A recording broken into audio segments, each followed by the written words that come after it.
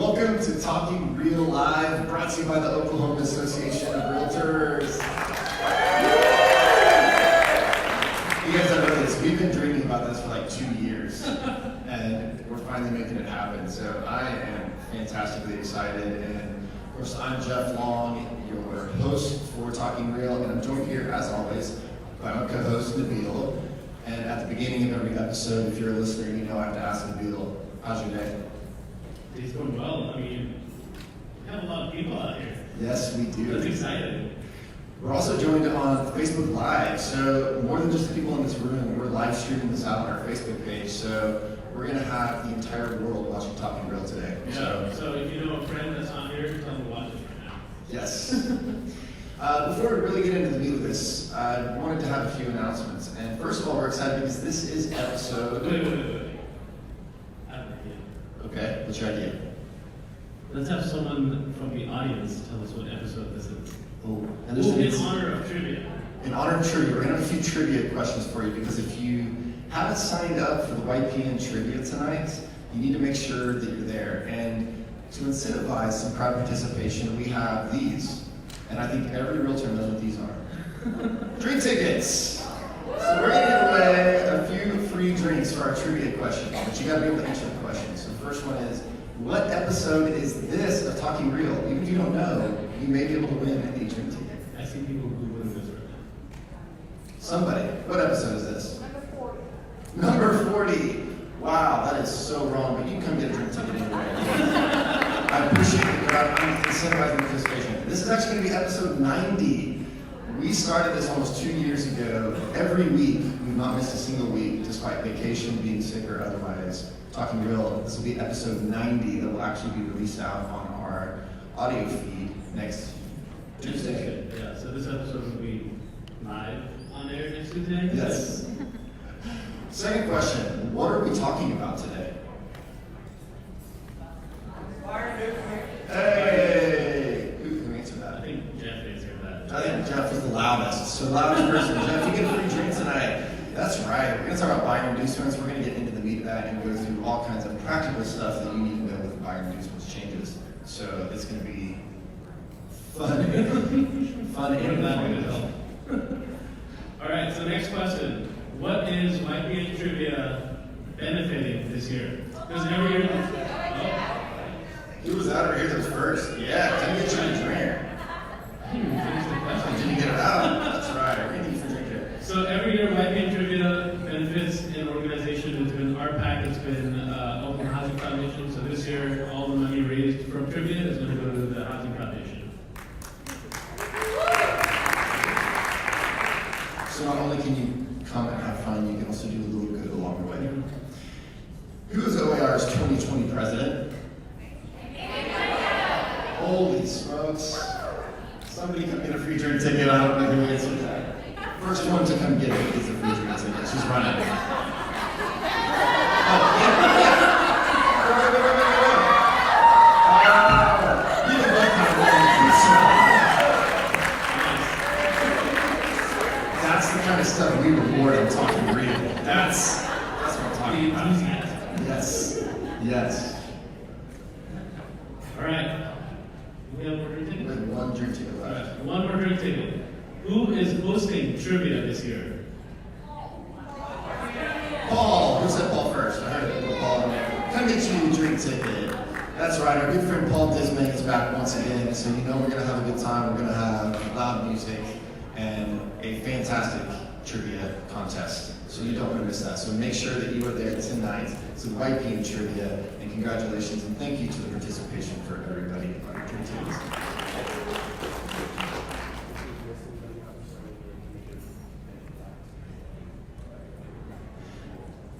If by the end of this you haven't had your ticket scanned, make sure you stop in at the back of the room and get a staff member to scan you in so you can get your continuing education, because not only is listening to podcasts fun and educational, this time it's actually good for continuing education, so we're excited to be able to give you that opportunity. Yes, it counts for something. So, speaking of Paul, we also want to pitch this afternoon. One of the sessions that we're going to have is Guns and Grass. We've got a bunch of new legislation that is in effect and going into effect on constitutional carry on firearms, as well as all the medical marijuana stuff and all the changes. So if you want to get educated on that, make sure you are in Paul's session along with myself and Josh Cockcroft this afternoon, shameless self-plug, that we're going to talk about guns and grass. So I hope to see some people there this afternoon. It's going to be a good one. Maybe there'll be free samples. You'll have to show up to see. I guess that's what we're going to get people there. Yeah. All right, so before we kick this off, who is subscribed to the podcast? Oh my goodness. Nice. All right, for those that didn't shoot their hands up, subscribe right now. We'll wait. Yeah. If you don't know how to subscribe, it's convenient. You can subscribe on Apple Podcasts, Google Play Music, Overcast, wherever you get your podcasts. If you don't know how to do that, ask your 12-year-old grandchild, niece, nephew, somebody, they'll be able to help you out. Or somebody at your table that did shoot their hands up. For everybody that subscribes or is subscribed, we got buttons here, so come get yourself a Talking Real button sometime during the show or after the show. If you want to support Talking Real, we got buttons for you, so it's not everybody at once. We also hope that when you're there subscribing, if you've had a good time today and you like the podcast, please leave us a rating. Check out 5 stars if it's an option that you would recommend us. Leave a review if you want. That helps us to just make sure everybody else out there that's searching for real estate related podcasts is going to be able to find this and hopefully have an enjoyable experience listening to the deal night every week and all of our special guests. Yeah. Finally, before we get started, our last announcement, we want to thank Realtor.com, who is the session sponsor for Talking Real Live today. So we appreciate them coming out and supporting us. So thank you so much to Realtor.com. Thank you, Realtor.com. All right. You ready? Let's talk about buyer inducements. So most people are pretty familiar with the law as it stands, which at least they're familiar with the practical aspect of it, which you're told you can't give anything ever at all, Nothing. even kind thoughts to buyers or prospective buyers, which could be literally anybody. Because if you think about it, I mean, we'll just read the law as it stands today to you. The following is prohibited: soliciting, selling, or offering for sale real estate by offering free lots, conducting lotteries or contests, or offering prizes for the purpose of influencing a purchaser or prospective purchaser of real estate. That's pretty broad. Mm-hmm. There are a lot of prospective purchasers of real estate. We like to joke that somebody's 2-year-old daughter is a prospective purchaser someday, so be careful about giving them a birthday gift. You might be inducing them to buy a property. Right? We've had some of these sort of absurd things that have been talked about over the years, like giving away water bottles at open houses and things like that. And I know that has been a long-standing frustration for everybody in the industry. One, because we're just talking about modern marketing practices, right? Like, how do people market their businesses these days? And this particular law was getting in the way. Yeah, and there were some things that weren't necessarily marketing. They were just things that you did to be nice, right? Yeah, exactly. Just hospitality, like Hospitality. Yeah, good old Oklahoma hospitality. Yeah. And I'm actually really curious here. I want to have a moment of vulnerability, Nabil, for everybody in the room. Who here has induced a buyer? Yeah, I didn't take down name, but I saw those hands go. Really? Okay. Yeah. I don't think there's any real estate commissioners in the room taking notes. But seriously, how many times has somebody accidentally, run afoul of this buyer inducement law? It was so broad, so over the top. But we have fantastic news that law has changed. This was one of our 3 primary legislative efforts this last year during the legislative session, and we got it done, we've modernized it, and we're going to give you not only just what that law is, but we've got a whole list of things you can do and things you can't do under the new law. Yes, and this new law goes into effect November 1st. Yes. So in less than 30 days. Yeah, so don't leave this room and go start inducing buyers. Wait. You gotta wait. And really, if you think about what is the purpose of it, I mean, the whole idea of the real estate commission in general is to protect the public. So when we're talking about buyer inducements, you have to think, why do we even have this? And the idea is that if we have real estate licensees that are helping people buy and sell property, Really what we want to make sure is that the people are buying the property for the property itself, not because they're being misled or, what did Amelia tell me, tricked by the shiny objects. So, somebody that says that, buy this house and we'll give you a free car or something absurd like that, right? That's what we're trying to protect from, but not getting in the way of common, business practices, marketing your business and services, not even necessarily marketing a specific property. Yeah, and covering up flaws by being like, hey, I know this is bad here, but you get this instead. Exactly. So just making sure everyone's protected and getting the best thing they can. Absolutely. So the new law, this is what the law is going to say as of November 1st on what is actually prohibited. We'll kind of break this down as we go through it, but wanted to at least mention what the law is going to say. So now it's going to be prohibited to use prizes, money, gifts, or other valuable consideration as an inducement to secure customers or clients to purchase specific property.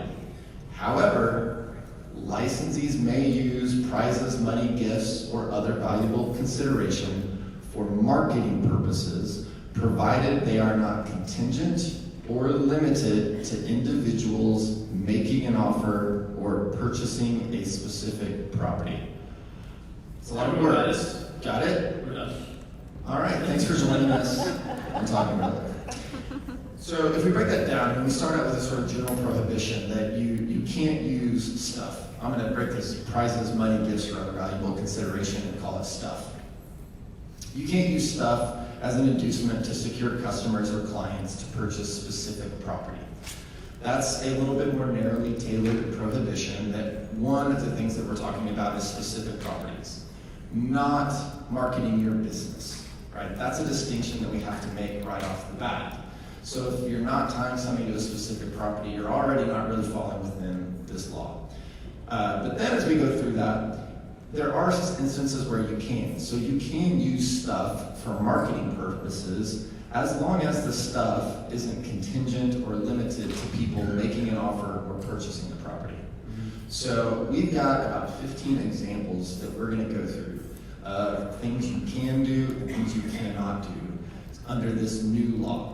And I want to tell you that I should have given this disclaimer at the beginning. I'm a lawyer, but I'm not your lawyer.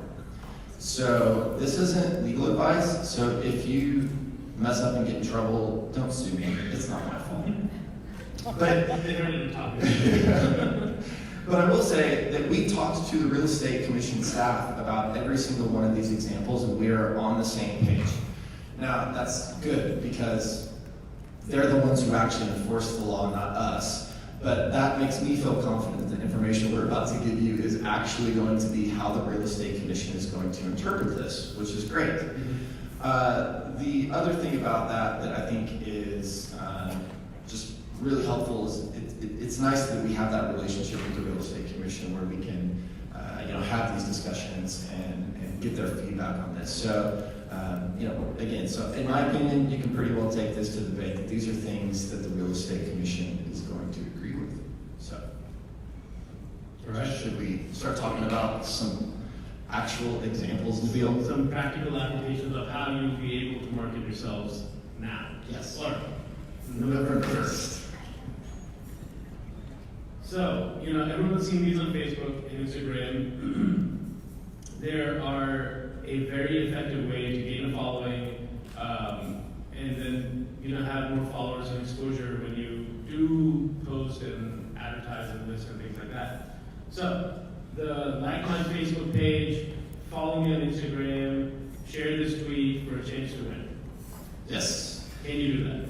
So under the current law, this is something you can't do. We've actually seen cases like this before, right? The like my Facebook page and be entered to win a $50 gift card. It's got nothing to do with inducing a buyer. You're just trying to get your business out there, get people to follow you on social media. Right. The good news is, as of November 1st, you can do this. This is absolutely going to be legal. I mean, this is one of the primary things that we targeted. Oh, yeah. It's such a simple thing. It's talk about great bang for your buck. And this is one of the examples people talked about that I could spend $10,000 on radio advertising, billboards, TV advertising, whatever. I could spend millions of dollars on that if I wanted to, but I can't give away a $50 gift card for liking my Facebook page. That's absurd. It doesn't make any sense at all, especially in 2019 where we are all way too addicted to social media. And that's primarily the way we communicate. Absolutely. So it's a great thing. I'm super excited about that simple thing that just like every other business in the world these days seems to be marketing their business, that's going to be opened up to realtors in Oklahoma now. So that was for your page in general, but what if you did that for a particular listing? So you listed a property and you get more eyeballs on it, and you say, hey, share this post, this specific post with your friends, or tag someone and get entered to win a $50 gift card to do that. Right, so at the outset, you heard me mention that once something's tied to a specific property, that starts to raise some questions because that general prohibition says, if it's inducing buyers to a specific property, you can't do it. But you gotta remember the follow-up language to that says you can give away stuff for marketing purposes as long as it's not limited or contingent to somebody buying the property or making an offer on the property. So in this case, you may have a Facebook post or an email that you send out or whatever the case is that is a specific property. It's got a listing to it. And all you're doing is saying, share this, tag somebody, whatever the case is. You can still do that. And here's why. Although it's tied to a specific piece of property, that $50 gift card you're giving away for sharing that post of a specific listing, is that limited to people making an offer or actually purchasing the property? No, it's just for sharing.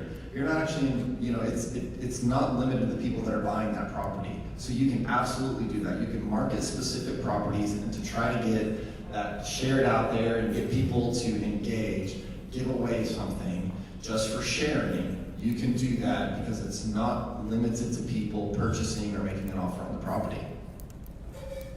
Nice. Yeah. Okay, well this is kind of a funny one. November, this goes into effect. Thanksgiving is coming up in November. Yeah. Can you give people hams on Thanksgiving? You laugh. This is a real case. This is a real thing. And you've heard us say recently on videos and the podcast at some point, I'm sure, keep your hams to yourself when we've been talking about this. And the nice thing is, again, with the holidays coming, November 1st hits, this new law goes into effect. Absolutely, you can give past clients a ham for Thanksgiving. So get your hands all over everybody after this, I suppose, and give them a Thanksgiving or Christmas ham. That's allowed. And again, why? Well, it has nothing to do with a specific property, right? So you're already kind of outside the scope of the new law. Plus, you're not giving hams to people that are buying a particular property or making an offer on a particular property. Again, yeah, this is just client appreciation stuff. This is just business promotion and business development. Feel free to send out hams to everybody. Right, but they might buy in the future. You're right. And that's the problem under today's law, right? Because a past client, is that a prospective purchaser of property? Yeah, you could run afoul of the law by giving just past clients because they are a prospective purchaser in the future. And again, does that really make sense to anybody? I don't think it does, right? Client appreciation stuff, totally fine. So feel free to send a ham. Just not like a package of ham. Don't mail people just Hillshire Farms ham. Get a ham.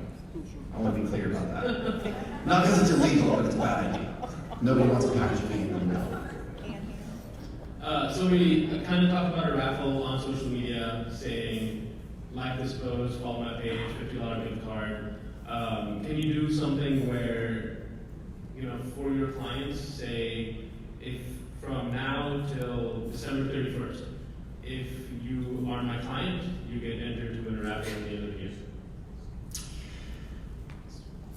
So I think the issue here is you have to be real careful about kind of how you're doing this, right?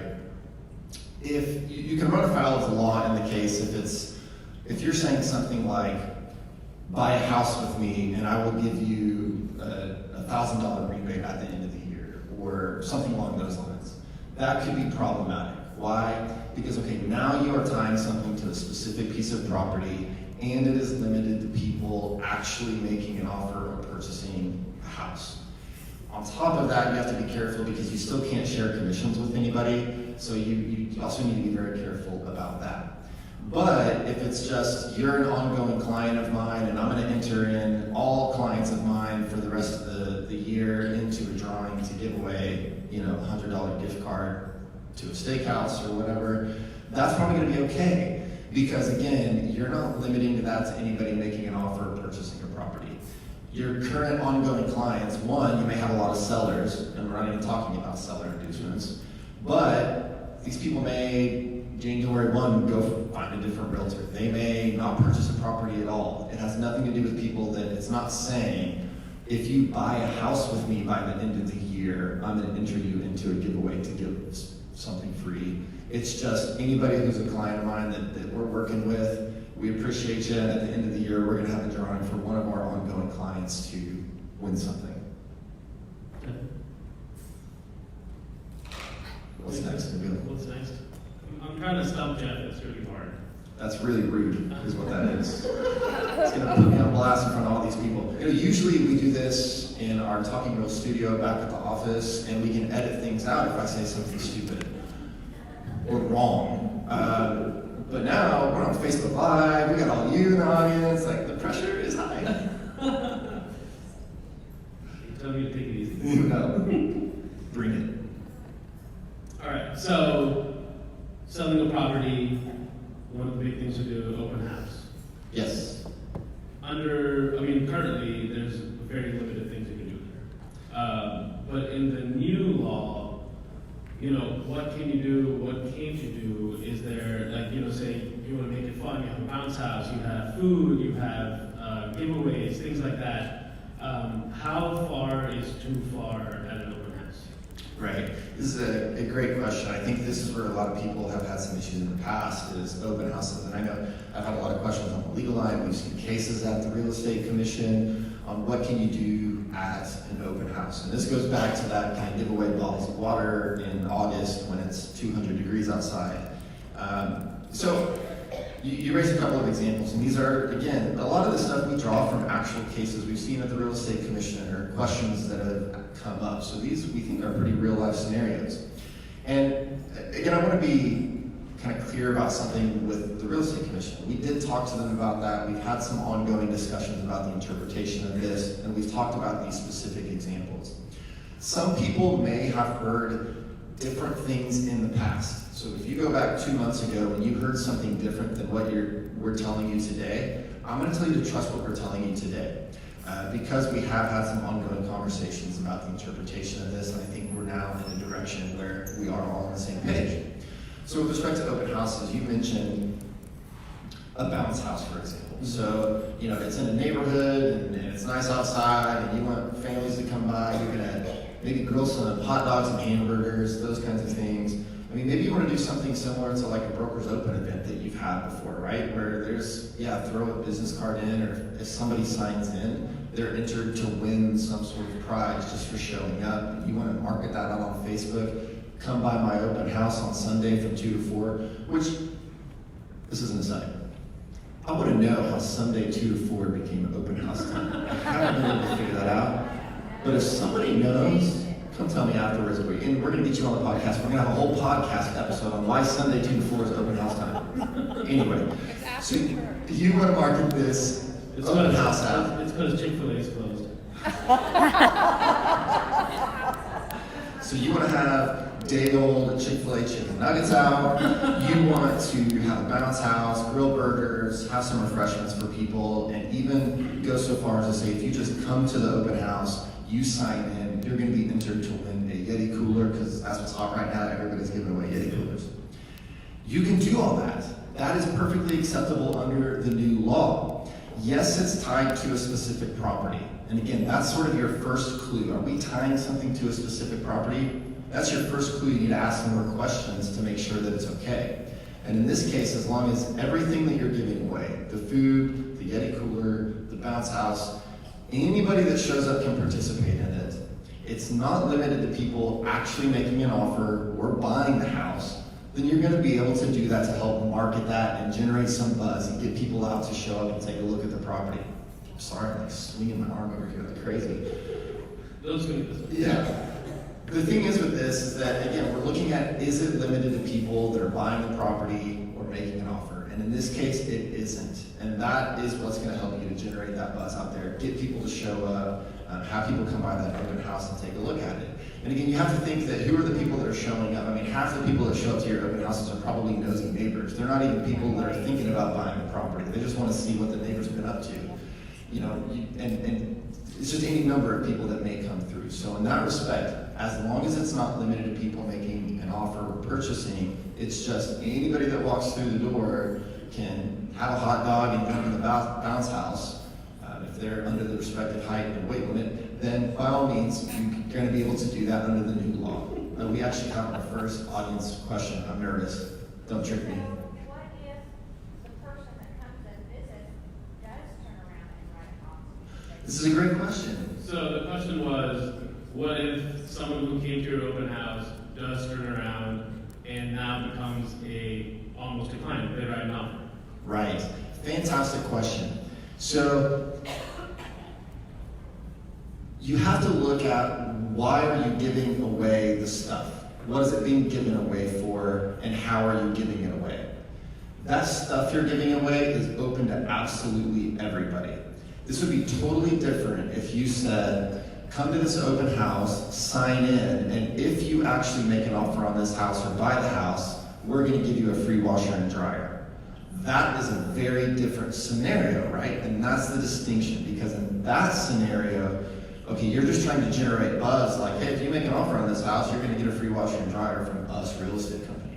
That's a problem, because that is limited to or contingent to people making an offer or purchasing the property. And that's the big distinction. It's different if you're just marketing, you're just trying to get it out, and anybody that walks through the door is eligible. In that respect, you're okay. But if you're tying it to actually purchasing the property, making an offer, that's the problem. Good question. So I guess the key really comes down to it's not contingent on offering or buying. Right. But then you're also not excluding people that you know aren't going to buy. Right. That are just neighbors and stuff coming around for a free hot dog. They still do get a chance to win the raffle, to play in the bounce house, however old they may be. When Bill wants to jump in your bounce house. I might just start showing you open houses now. And I think this goes without saying, but I'm going to say it anyway, because I think it's important that if you're going to do some kind of giveaway where it's like, put your name in the hat, actually do it legitimately. Don't I'm not saying anybody's going to do this, but tell your friends who are maybe a little shady, don't do this. You can't play games with it, right? You can't say, oh yeah, put your name in a hat to win something nice, and then you kind of sort through and decide who you want to win it. I think you want to be careful with that, right? Just, if you do what you say you're going to do. So if you're saying just put your name in a hat, make it random, have somebody draw a name out of a hat, that kind of thing. Make it a legitimate deal. So if there's ever any questions, if somebody does file a complaint and you do end up with one of the real estate commission investigators asking me about this giveaway you did, you're going to be able to legitimately say, here's how I did it. Here's all the facts about it.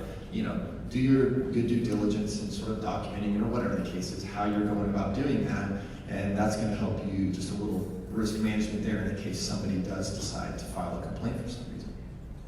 So at those giveaways, you are allowed to get people's information? Yeah, absolutely. So this is kind of another scenario that comes up, is getting people's information to put them on a mailing list. And everybody gets a lot of emails now, so people may be reluctant. And so they may be at an open house, for example, or on your website or social media, sign up for my newsletter and get entered to win a prize. This is another common thing that people would like to do that maybe now, under the current law, you can't do. Another example that we saw very recently at the Real Estate Commission was somebody who sent out an email to a number of people and said, respond with a question you have about real estate, and I'll give you a $50 gift card. just as a way to get people engaged and that kind of thing, sign up for newsletters and all that. That's okay under the current law. I'm sorry, under the new law. Under the current law, that's something you can't do. And we actually saw that one, send out email to send me questions and I'll enter you to win a $50 gift card. Even in that scenario, this is how crazy this is. In that scenario, nobody actually responded, but somebody did complain, and so nobody was actually induced because nobody wanted to respond, but that person still found themselves before the real estate commission. So, and that's not I'm not trying to throw stones at the real estate commission. Let me be clear about that. The law is what it is, and they have to enforce it, right? They don't get to just pick and choose. So I don't want to act like I'm lambasting the real estate commission here. They're doing their job, what they're supposed to, which is why we changed the law to make it a little bit better. But that's kind of the distinction that we're looking at under the new law, that absolutely get people to sign up, give them something for signing in at your open house. You want to give away $5 Starbucks gift cards to everybody that comes into your open house if they actually put their email address that's real, not a fake one. By all means, you can do that under the new law. Nice. So, and that's a good conversation starter, right? Like asking a question and be entered to win, or call me to get a CMA and you'll be entered to win a certain amount of things or whatever that is. So right. I think that under the new law, that's going to be a great tool to get people engaged, to get them to know that you're a trusted source, that you're a knowledgeable source, and you don't have to be scared about getting in trouble. Yeah, you mentioned the CMA thing there, right? This is very common. I see people post on Facebook, contact me, get a free CMA, see what your house is worth. I'm like, what are you doing there? Okay, well that looks like you're trying to induce a seller, but most sellers may end up being buyers as well. So you can make that logical conclusion under the current law that maybe that's a buyer inducement as well. But under the new law, this is something you can absolutely do, and as a way to say, call me, get a free CMA on your house, see what your house is worth. Let's get you into that new house before the end of the year. Under the new law, you're going to be able to do that by incentivizing people to reach out to you. So if you call me for a free CMA, I'm just going to give you a $50 gift card or whatever the case is. You're going to be able to do that. That's something that's going to be open to you. Again, just using a little bit of an incentive, because if you think about it, right, how much are we just throwing so much information at us, whether it's email, whether it's pop-up ads and Facebook ads and everything else. It's text message marketing, all these kinds of things that people are doing now. We are overloaded with information. So what is one thing that you might be able to do to kind of separate yourself from the noise? Free stuff, right? So that's what we're trying to do here, is just help you to market, to have that option of giving away some free stuff or incentivizing people to actually engage with your business so that you can try to separate yourself from the rest of the noise that's out there just in the world going at people today. So that's exactly an example that you're going to be able to do under the new law. Nice. And so here's another common thing everyone probably does: closing gifts. This is a great one. This is a really good one. Because I know there's probably some line there that because closing gifts are happening now, which is they're perfectly fine. I think that's a great way to thank the client and stay top of mind. I think it's a fantastic way of marketing, and just sending them little reminders that, hey, thanks for doing business with me. Is that going to change at all with the new law, or? So it's not going to change necessarily, but I think it's going to offer more clarity. And I'm going to walk you through kind of the right way and the wrong way to do closing gifts. So we talked about this law that if it's tied to a specific property and it's limited to people purchasing the property, you might have a problem. And if you think about a closing gift, what is it? Particularly for somebody buying a house. Okay, that's a specific piece of property and it's limited to somebody purchasing the property. Okay? You can look at that and say, uh-oh, that's a problem, because I'm giving something away to somebody and they're purchasing a specific property, I'm not giving it away to everyone. That looks a whole lot like it violates the law. I'm going to tell you why it doesn't if you do it the right way. So the law talks about doing things for marketing purposes, right? So you're giving stuff away for marketing purposes as long as it isn't tied to a specific property. And that's where the distinction is with closing gifts.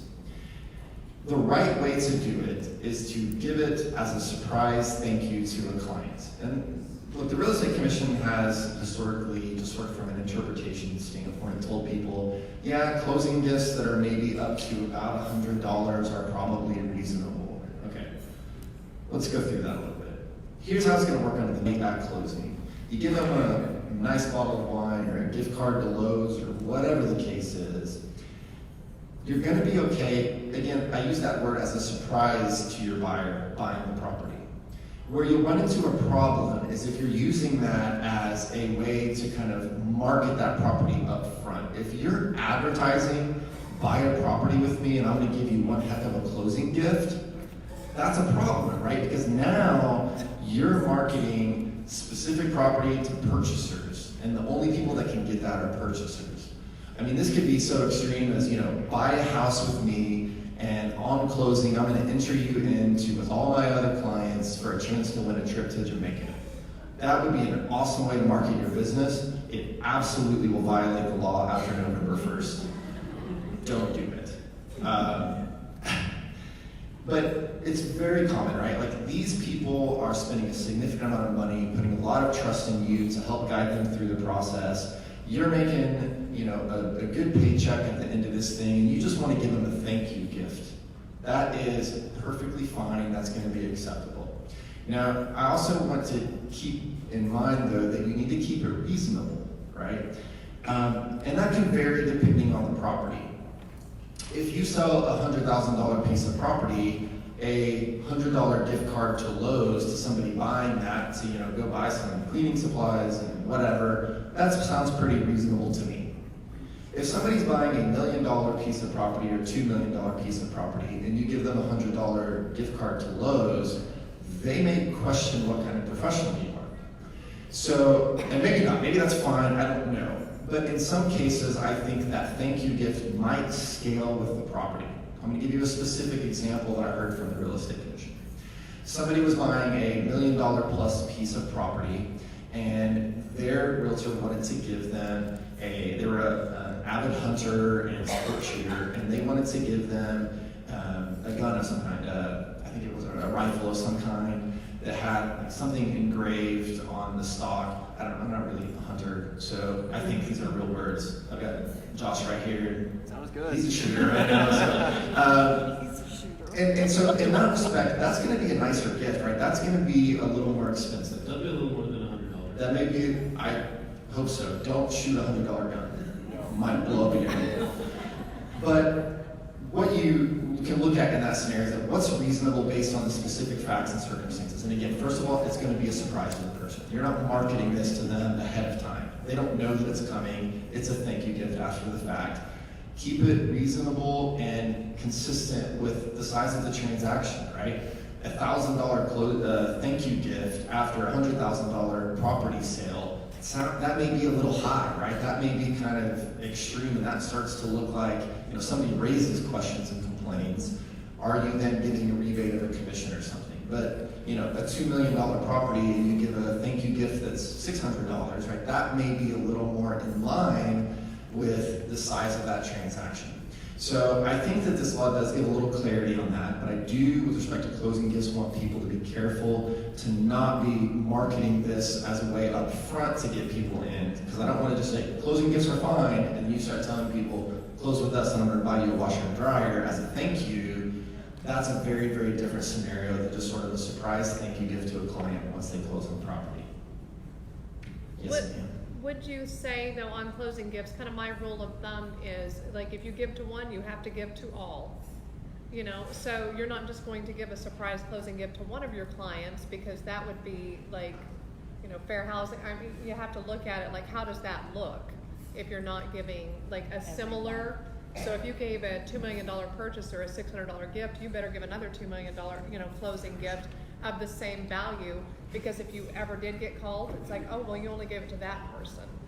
Or then that person hears that you've given, oh, you gave them a $600 gun, like, that's a problem. I could see where that could spiral. So what is actually the cap, or is there a cap on closing gifts? I know we can only write $25 off. Right. So what is I'm going that? to repeat this in case other people haven't heard anything from the podcast. So the question was, giving a gift, you have to keep it at a level playing field for everyone. So if you gave a engraved gun to someone, you have to give that same gift or same level of gift for the next buyer. And then the question was, is there a cap? Or is there none? This is a great multi-part question. You're But I think they're all very important things to address. So, kind of the first question is, if I give a closing gift to one person at a particular level, do I need to be giving a similar gift to somebody at a different level?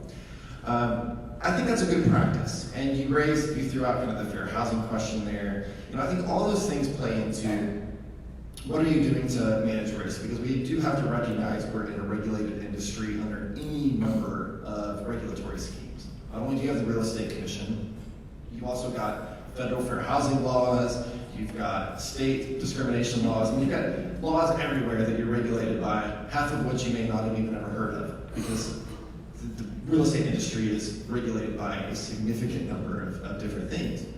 And so I think it's a very good practice that you should be consistent among your transactions. Now that doesn't mean that every closing gift has to be the same for every single person, but as long as you have some rhyme or reason for why you're consistent, right? That the gifts are kind of commensurate with each other. They're of similar value, that you do try to treat all your clients pretty similar.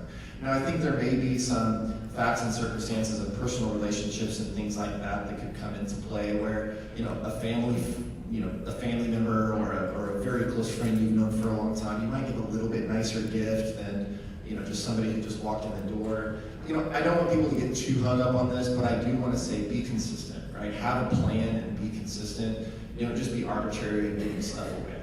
When you do that, that's when you're going to start looking at having some problems and having a lot more questions. So like anything, you don't necessarily have to have a written policy about it, but do have a thoughtful process about why you're doing this and how you're going about it. So I hope that kind of addresses that question. And then yes, is there a cap? There is not a cap in the law itself. However, be reasonable. I can't say anything else, but you got to use some common sense with this. What they said under current law is closing gifts at or around $100. And where that came from, if you've heard that before, there's a provision in the Real Estate Commission Code that if you're like a tenant of an apartment complex and you refer somebody else to that apartment complex can give you $100 for the referral. That's where that came from. It's just like sort of an arbitrary, we got another $100 over here, that seems reasonable, and we're not going to get in the way of that. That's where that came from. So there isn't a $100 limit, but again, be reasonable and just use some common sense on that. Don't let things get out of hand. If we let things get out of hand, we get nice things taken away from us, and we don't want that. So this is a great change, but I do want everybody to just keep in mind that we've got to be reasonable, and we've got to be consistent, and we've got to be fair, and we've got to use some common sense on this. Otherwise, it's going to end up becoming a problem, and we're going to want to start looking at changing the law again to be more restrictive for some reason. So that's kind of my statement on the cap is you got to be reasonable. You have another question? Since you brought it up, can you address referral gifts? It's probably not a part of this. Is it a part of this law?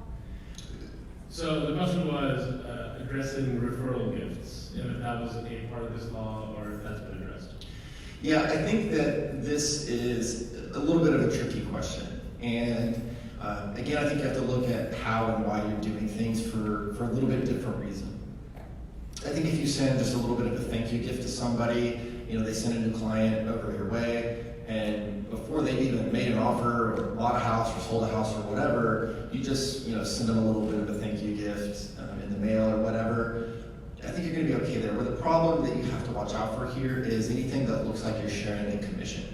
And so, to me, a referral gift could be more problematic if it is contingent on like a closing or the sale of property. I think that it can be problematic. Now, referrals from other licensees, you can share a commission in that respect as long as it's going broker to broker and you follow those procedures. But just your neighbor says, hey, I got, my friend told me they wanted to buy a house and I sent them your way. You want to say, oh, thanks so much, and you send them a little thank you card and a little bit of a small something as a thank you. send flowers, something along those lines, I think you're going to be okay in that respect. Just, thanks for thinking of me. I don't think that's going to create a problem, but I do want to urge people just to be careful about, again, making anything contingent on closing or selling the property. That's where you're going to get into some of those issues there. So again, be reasonable and be consistent on those kinds of things as well. All right, I have a couple more scenarios for you that we can run through real quick. Okay. Can you take your clients out for dinner or lunch or a meal or drinks? And would that be considered inducement? Nabil's hungry and thirsty. Always. So yeah, you're going to be able to do that. Again, I don't think that's a problem. It's something that if you take a buyer out to dinner right now, the question is, are you inducing that buyer? Right? That's a potential problem. But under the new law, that's going to be very common. Have a business dinner with somebody. You know what? For that matter, have a holiday party this year, right? We've got Thanksgiving and Christmas coming up after November 1st, New Year's, Valentine's Day after that. I don't know. President's Day, have a President's Day party. You can do this now for your clients, where you can invite all your clients and even prospective clients, right? It doesn't have to be past clients, it can be prospective clients that you're going to have some sort of party and invite people to come in to market your business. That's absolutely acceptable under the new law, and you're going to be able to do those kinds of things that you may be a little bit nervous about right now. Can you mentioned parties, can you host a party on your client's behalf? So like, they bought a house and you throw them a housewarming party, or you throw them a Christmas party that was close to the holidays. Can you do that? That's an interesting question. Again, this is just that scenario. I want to go back and be very cautious about a couple of things. One, is it reasonable for that set of circumstances that you're doing that? Well, you could have You treat to that exactly. So I want to treat that sort of like the closing gift, right? I think it's going to be a real similar scenario to that you don't necessarily want to be advertising up front that buy a house with me and your housewarming party's on us. That's a scenario that's going to be a problem, because if you're saying I'm going to, give you $300 for a housewarming party if you buy a house with us, right? And I'm not saying anybody's going to explicitly say that, but if you're kind of using that as a way to market it, I'm using sort of an extreme example there, but if it looks like that, okay, well now you are going to be in violation of the law. But if it's just after the fact, at closing, you want to say, hey, for you closing right here, I want to offer you, host a party for you at your house or whatever. In that respect, you're going to be okay. So treat that just like you would a closing gift. Nice. Nabil, we're about out of time. I think we're getting pretty close there. Do we have any questions? Oh, we've got more. Let's go right here. Okay, my concern is that people talk, and so say you consistently host a house party, for your buyers, that's gonna get out, and then it's gonna be known. So is the commission gonna turn on us for that? So the question was, say you host a party for all your clients, right? And it's kind of, word gets around. They host housewarming parties when we buy a house. So once that is known, will the commission turn around and say, hey, now that's inducing a buyer because they know you're going to throw them a party? This is a really good question, and I think that there's a little bit of you can't control what other people do that you have to consider, because if you're doing it correctly, as we've talked about, you are within the law. If word gets out, you can't necessarily control that. But the way you keep that from being a problem is the reasonableness of it. If word gets out that you're throwing $3,000, $5,000 housewarming parties for everybody that sells a property, okay, well, we may be way out of line at that point with what's reasonable under the law. But you host a small get together, you buy some hors d'oeuvres and some drinks and refreshments or whatever, and it's very reasonable in the value that's being expended and all that. I think you're going to be fine for a couple of reasons. One, I think it's still absolutely within the law to be able to do that.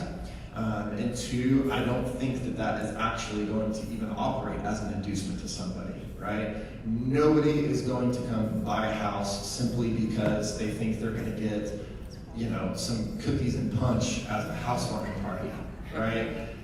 But if they think, wait, we're going to have a DJ and a phone party and bottles of really good, I was like, I don't know what good champagne is. But okay, that's a different scenario that I think that you want to be concerned about. So that goes back to make sure it's reasonable, you're being consistent with everybody, and I don't think it's going to be an issue, because even right now people give decently nice closing gifts sometimes, and I don't think anybody's really going to choose a particular realtor simply because of they heard they give a nice closing gift, as long as you're staying reasonable and consistent, those kinds of things. We have another question way in the back. What about inducing sellers? That is still a non-issue, because this specifically applies to purchasers of property, people that are buying or making an offer. Obviously, you still want to be careful, because as I mentioned before, sellers are often buyers as well. And so you have to be careful. And one of the reasons, this is sort of why is seller inducements okay. Part of that is commissions are negotiable, right? You have to be able to negotiate your commission rate with a seller. And if you theoretically lower your commission rate for a particular seller, that would be a seller inducement. Well, that can't possibly be illegal. So that's part of the reason that is. So yes, you can still induce sellers, but I do just want to again urge you to be careful about how you do that, how you word anything that you're sending out in marketing materials, those kinds of things, so that it doesn't get construed as what would be a buyer inducement. And again, if it's tied to a specific property for a seller, they're not a purchaser of that property. And so with respect to sellers, you're okay. Kind of asterisk, just be careful. And if you have a particular set of facts or circumstances that you're concerned about, something you're thinking about doing, what I would urge you to do is reach out to me on the legal line by going to okrealtors.com/legal and sending me a message on there, and I'm always happy to help address specific sets of facts and circumstances that you might have in that kind of scenario. I hope that's helpful. Any other questions? Well, Nabil, we survived. Oh, we have one on. Oh, we have one. Kelly asks, will we be able to advertise a drawing on our Facebook pages? Kelly tuned in late. Just kidding, Kelly. We love you and we appreciate that you have participated on Facebook Live, and thank you so much for joining us. Yes, we talked about this very early on, that if you do something like my Facebook page for a chance to be entered, share this post for a chance to be entered to win a gift card, something along those lines, you're definitely going to be able to do that. Again, as long as it's not limited or contingent to people making an offer or purchasing a specific piece of property. So. Well, I did see a realtor that had advertised for the first 3 buyers that came to their open house, they would get a free 1-hour massage.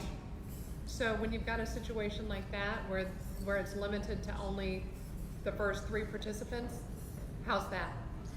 So what if your giveaway, in this example, the first 3 people that come to the open house get a free massage? Is that okay? That's a good question. I think that's going to be completely fine, because again, it's not limited to anybody actually purchasing the property. And like many of your giveaways, how's that going to work? I've only got 2 $50 gift cards to give away for liking my Facebook page, but I may get 50 people to like it. So in that respect, although there's a limited quantity of giveaways, that's completely fine, as long as it's not going to be limited or contingent to those buying or making an offer on the property. Guys, we are out of time, but we want to close out first. And first of all, say thank you so much for everybody that has come and joined us for Talking Real Live. This is the first time we've done anything like this, and it was a lot of fun. Yes. We do hope that everybody here is subscribed to Talking Real and is listening regularly. If you haven't, this is going to be episode 90. So we got 89 other episodes that you missed, and this is your first time listening. So come up and ask us. We'll help you get subscribed. Tell you how you can listen if you're not doing that already, or ask somebody at your table that is subscribed. So please do that. Tell everybody else out there that's not listening how to join in. And until next time, we'll see you next Tuesday on Talking Real.